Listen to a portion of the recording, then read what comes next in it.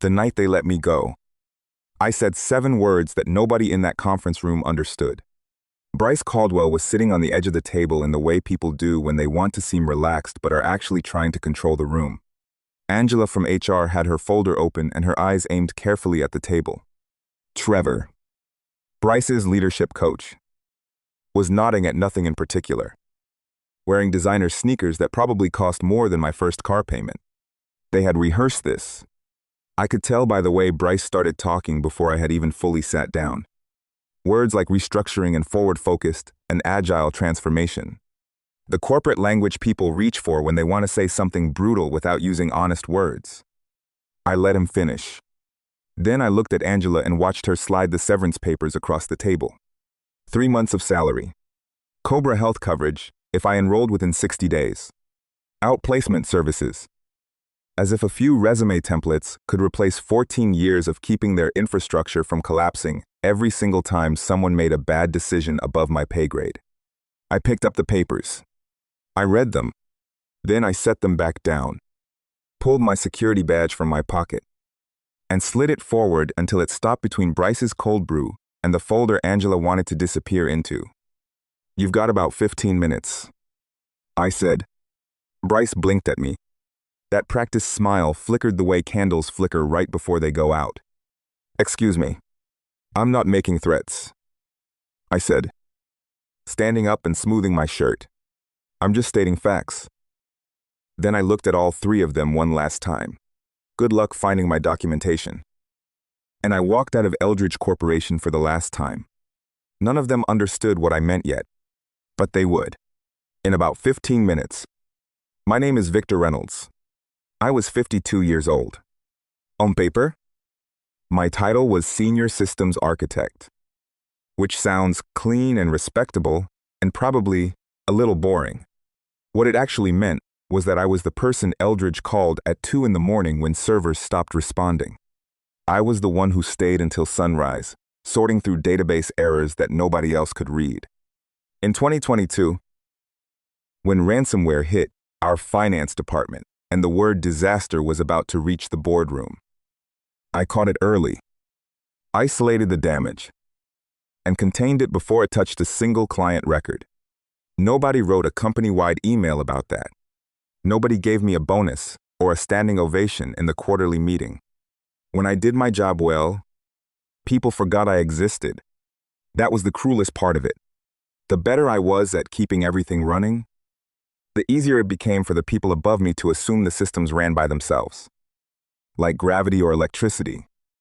Something you never think about until the moment it stops working. I had been at Eldridge for 14 years. I had watched 3 CEOs come and go. I had survived 2 rounds of layoffs, 1 acquisition attempt, and a data breach that made the local news for about 48 hours before everyone moved on. I had rebuilt systems from scratch twice. I had trained 6 people who all eventually left for better salaries somewhere else. And then, about 8 months before that conference room meeting, Bryce Caldwell walked onto the executive floor. He was 27 years old.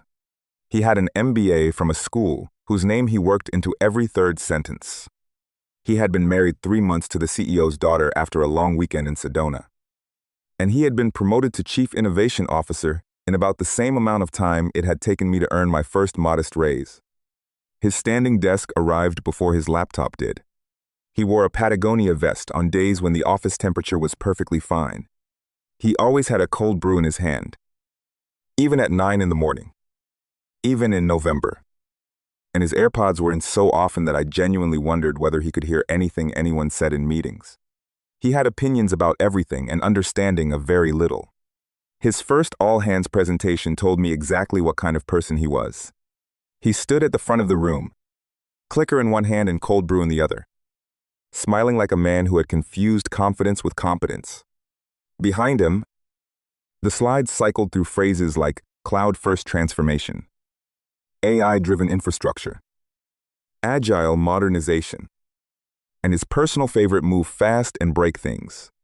Every idea sounded expensive. Every promise sounded dangerous to someone who had spent years fixing the fallout of other people's fast moves. I sat in the back of the room with my arms crossed and thought about the 72-hour shift I had pulled when ransomware nearly swallowed our finance department. I thought about the weekend I had spent rebuilding vendor data that someone had accidentally wiped during a routine migration. I had spent years stopping things from breaking. Bryce was proposing to break them on purpose and rebrand the wreckage as innovation. Then he said the line that nobody in the room was impolite enough to react to. We need fewer people stuck in old ways of doing things. A few people looked at the floor.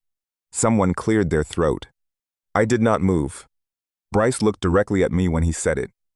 Not past me. Not at the general back of the room. At me. And in that moment, I understood exactly what was coming. What Bryce did not know, and had never bothered to ask, was what I had actually built over those 14 years. In 2013, after a poorly documented quick fix nearly wiped our entire customer database, I built a set of automation scripts from scratch. Every night at 2 in the morning, while Bryce was presumably sleeping the deep and untroubled sleep of someone who had never personally stopped a data catastrophe, my code was running, cleaning up database inconsistencies, catching duplicate vendor entries before they turned into billing errors, flagging expired contracts, verifying backups, confirming API connections, making sure the dozens of systems Eldridge depended on were still breathing and behaving. I had updated those scripts every few months for over a decade. I had documented them. I had maintained them. I had kept them alive through 3 platform migrations and 2 major infrastructure overhauls. And here was the part that would eventually matter more than anything else. Those scripts were mine. Not Eldridge's, not the CEO's, not Bryce's. Mine. Back in 2011, when I first signed my employment agreement, the company lawyer had gone through it with me, line by line.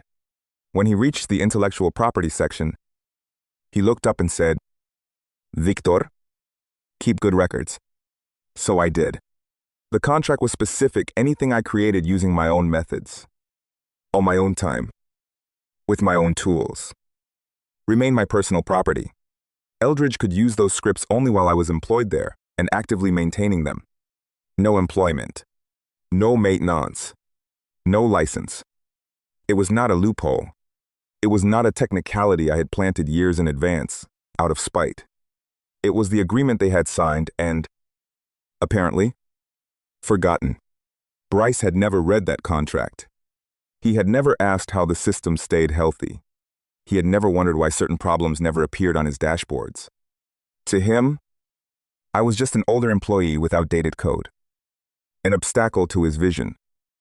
An expense that looked awkward on a modernization slide. I tried to warn him. More than once. I showed him the dashboard. I walked him through the error logs. The nightly checks. The cascading failures that would follow if the script stopped running without a proper handover. I explained that the code was old, not because it was useless, but because it had survived years of real disasters. Proven tools tend to look unglamorous. That is how you know they work. Bryce barely looked up from his phone. Modern systems should be autonomous. He said, "We cannot keep relying on manual oversight." I told him that all systems fail eventually. I told him that automation without human accountability is just a faster path to catastrophe. I told him that the companies who learned that lesson the hard way all said the same thing. Afterwards, someone tried to warn us. He smiled at me the way people smile when they have already decided the conversation is over. My experience was not protection to him. It was resistance. 2 weeks after that all-hands meeting, the calendar invite appeared. 4:30 on a Thursday afternoon. Subject line, quick sync with HR. No agenda. No explanation. No meeting notes or pre-reads attached. I had seen that pattern before. They never scheduled those meetings in the morning. Too risky. Someone might push back. Ask questions. Make the day uncomfortable. They waited for end of day. When people were tired and quiet and easier to walk toward a door. I arrived at 4:28. Professional until the end. Bryce was already there. Sitting on the edge of the conference table. Trevor, the leadership coach, was beside him with the expression of a man being paid to look neutral.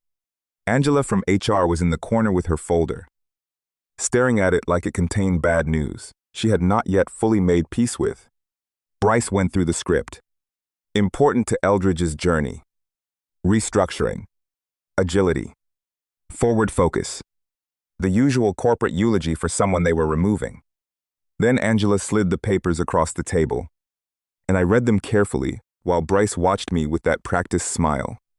And that was when I placed my badge on the table and said the 7 words nobody understood. I did not go home right away.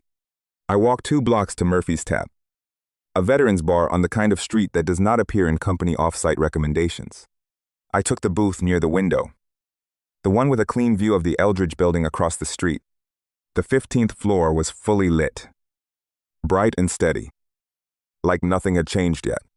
Tommy Murphy brought my bourbon over, looked at my face, looked at the phone face down on the table. "They finally did it," he asked. "Yeah," I said, "and they've got about 15 minutes. He didn't ask what that meant. Some things translate without explanation.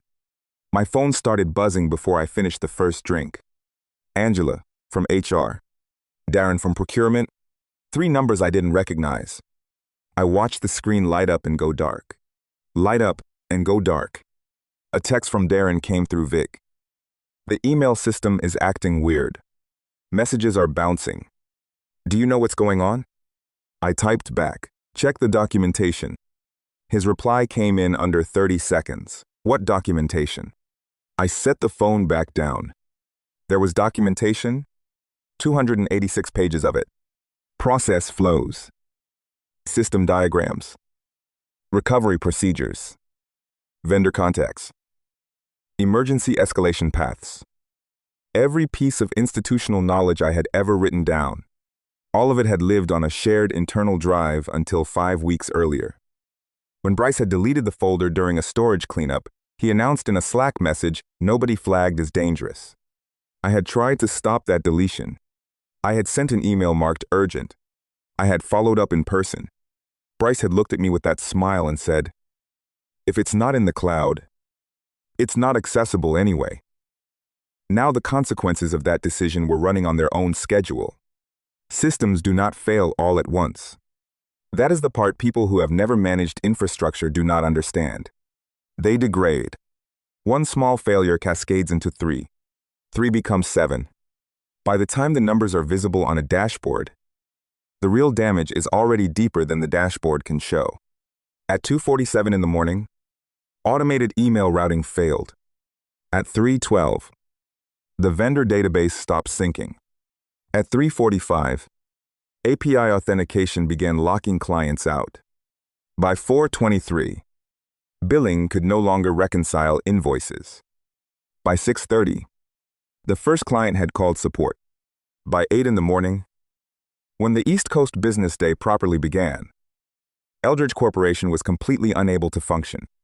I know those timestamps because the lawyers showed them to me later. That night, while all of it was happening, I was asleep. The first full night of sleep I had gotten in months. Because for the first time in 14 years, none of those 2 in the morning alerts were my responsibility to answer. People would say I had sabotaged them. I want to be clear about what actually happened. I had not touched a single line of code after leaving that building. I had not deleted data, altered systems, locked anyone out, or written anything malicious. I had not even logged into Eldridge's network. What I had done was stop performing the maintenance that kept everything running. Because the license that allowed them to use those scripts had ended the moment my employment did. Sabotage is when you damage something that works. This was different. This was letting the rotten beams carry their own weight. The company had been warned. Repeatedly. In writing. With timestamps. I had 14 years of documentation proving that. Every risk I had flagged, every system I had said was held together by maintenance that could not simply be assumed or automated away.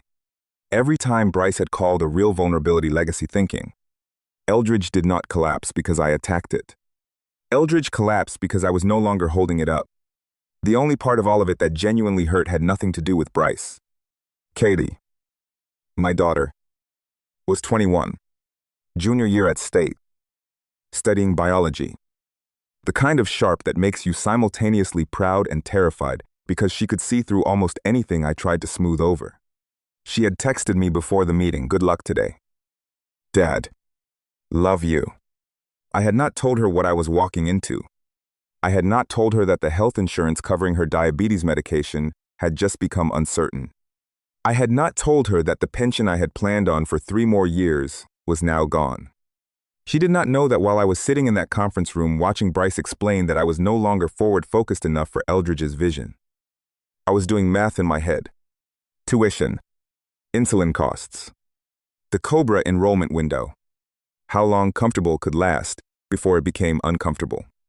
That was the part Bryce had never considered when he looked at me and saw a line item. But I did not let her see any of that. When Katie called mid-morning the next day, voice bright and curious, I told her the truth calmly. I had been let go. New management. Younger. Cheaper. More agile. I used air quotes she could not see. There was a pause. Then Dad. That's age discrimination. You could sue. Maybe. But I wanted the events to play out on their own terms first. I reassured her about her insurance, about tuition, about everything being handled. She believed me partly because I said it steadily and partly because I actually meant it. And when she said, quietly, "I'm proud of you for not begging them," I understood something I had not expected to feel in the middle of all of it. That mattered more than anything in the severance folder. Amid everything else, a call came through that same morning. Calm. Deliberate. No hint of the panic flooding my other voicemails. Patricia Keene. From Stratum Systems. I had worked with their team years earlier during a vendor integration. Back when companies still hired people who cared whether the integration actually worked after the handshake. She said they had been watching my work for years. That they understood the kind of value I brought. That they had a position they believed I was the right person for. The offer was almost startling in its clarity. A minimum 6-month consulting contract. Renewable. Double my previous salary. Full benefits. An equity stake. And people, Patricia said carefully, who actually understood the work. I listened without interrupting. There was no catch. No performance theater. No Patagonia vest in the background. Just recognition. I said I would need a few days. She said, of course. I sat there after the call, holding a cup of coffee that had gone cold, and felt something I had not felt inside Eldridge in a long time. Like my judgment was an asset again.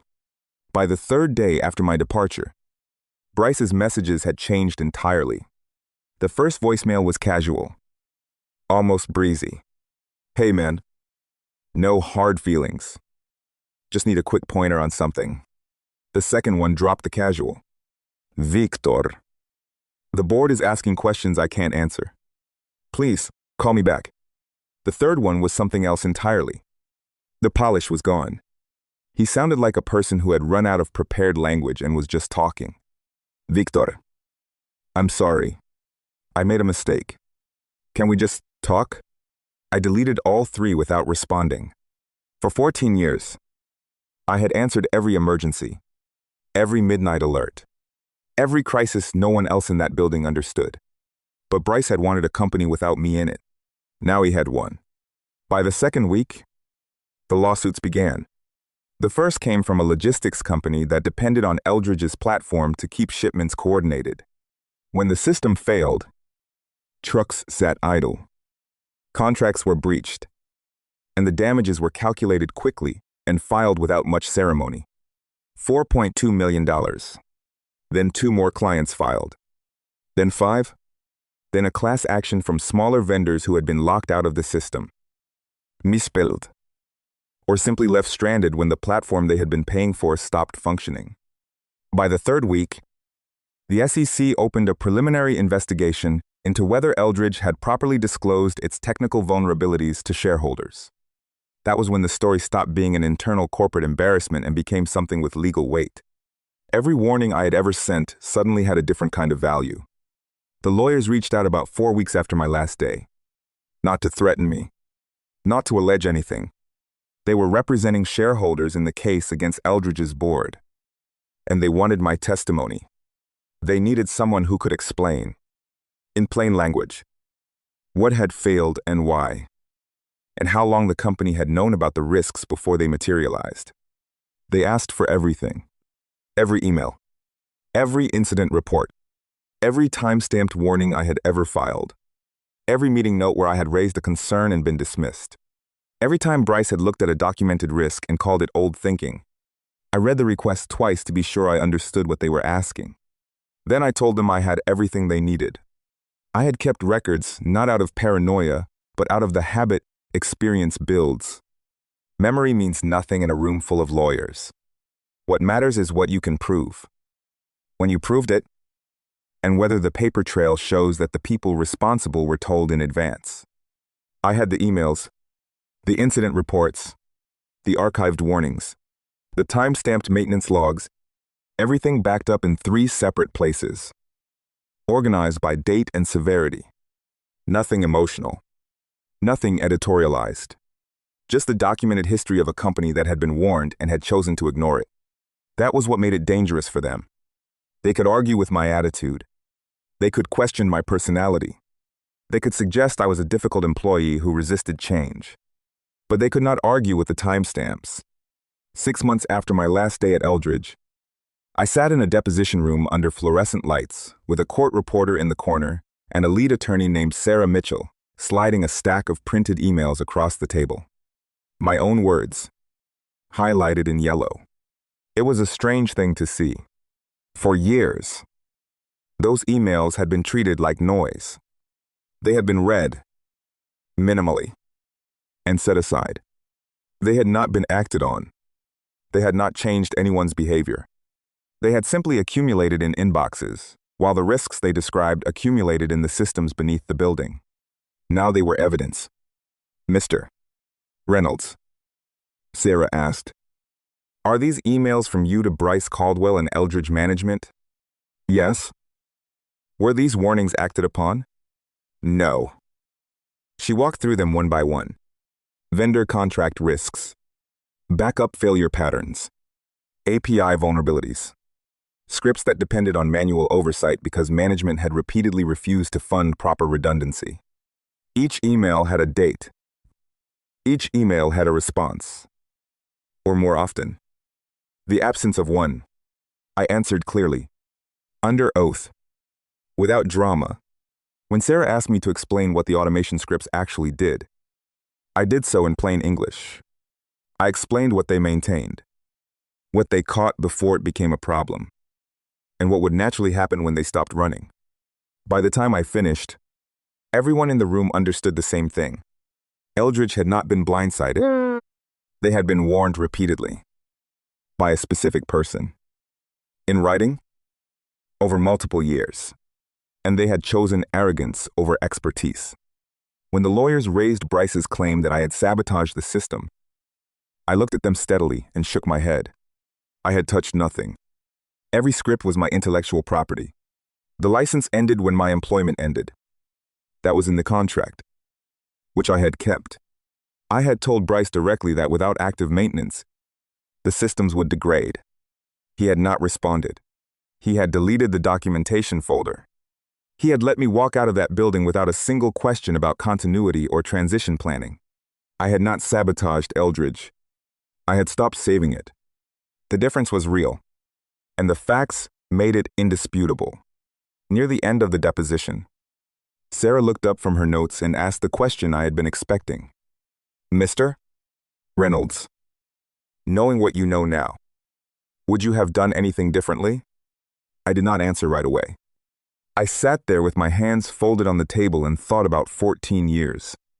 The late nights, the emergency calls at 2 in the morning, the dinners I missed and the weekends that dissolved into server diagnostics, the times I stayed because Katie needed the stability, because the pension was within reach, because I kept telling myself that loyalty and consistency still meant something in a place built on other people's loyalty and consistency.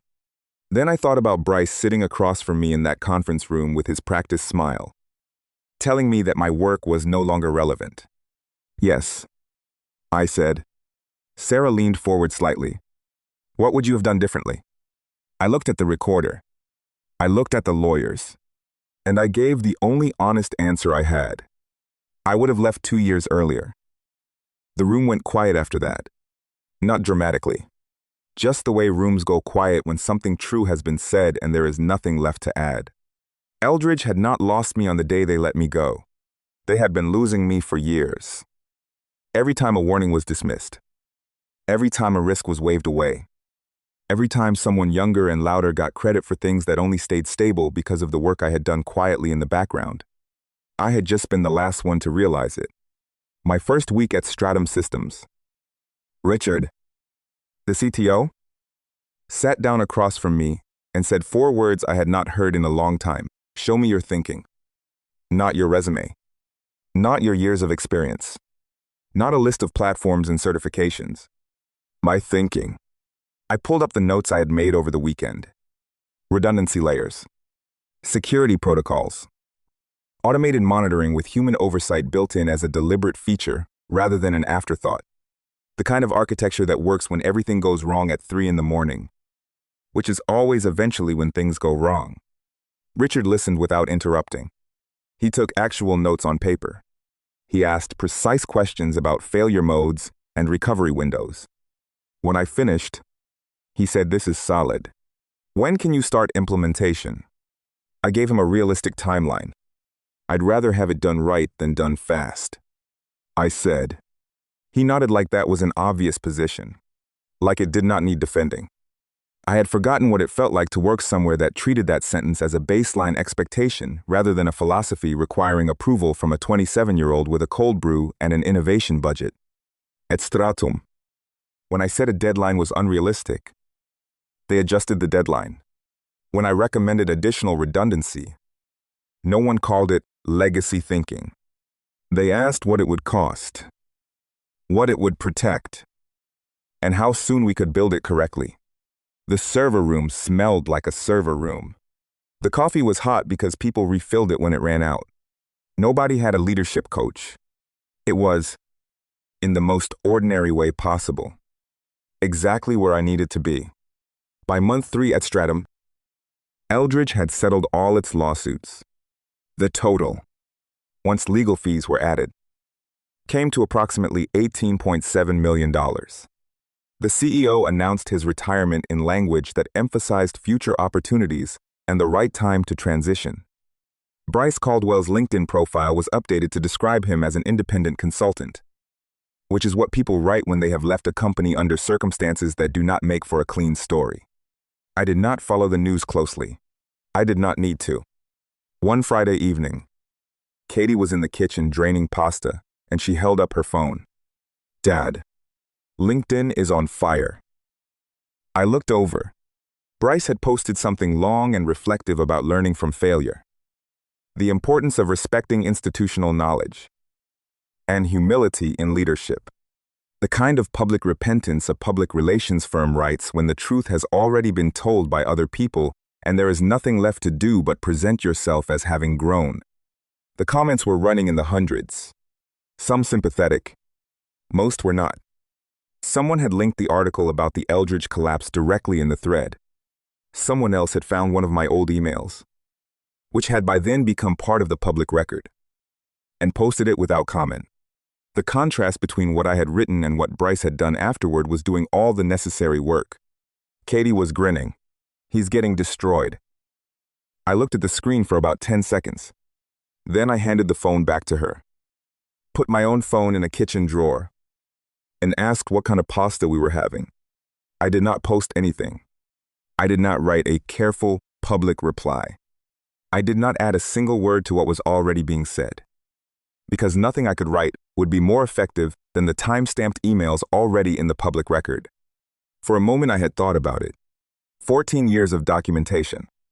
Enough truth to permanently close whatever chapter Bryce thought he was opening with that post.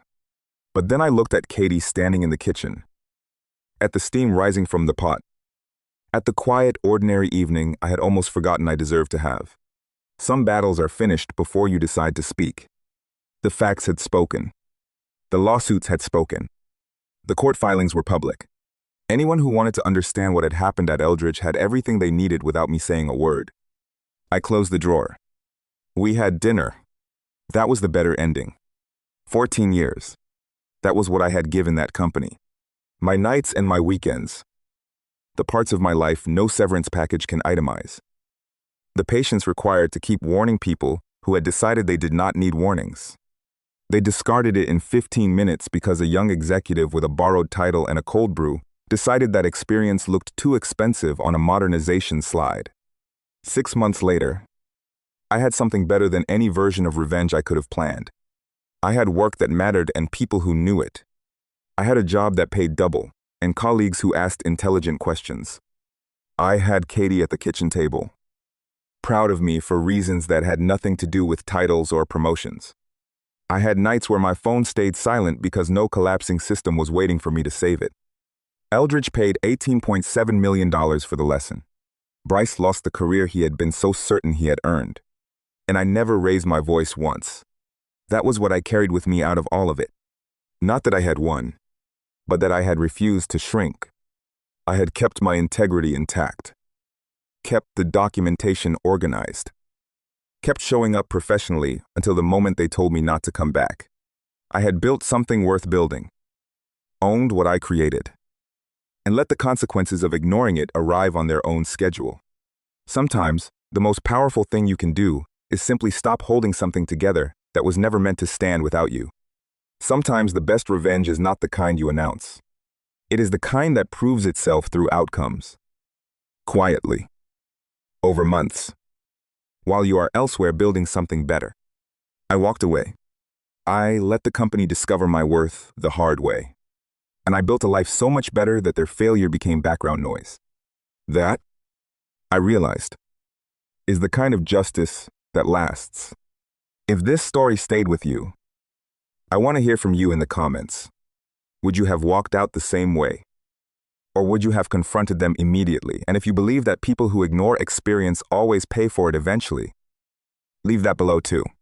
Subscribe to Alex's Revenge for more stories about the kind of justice that does not need an announcement.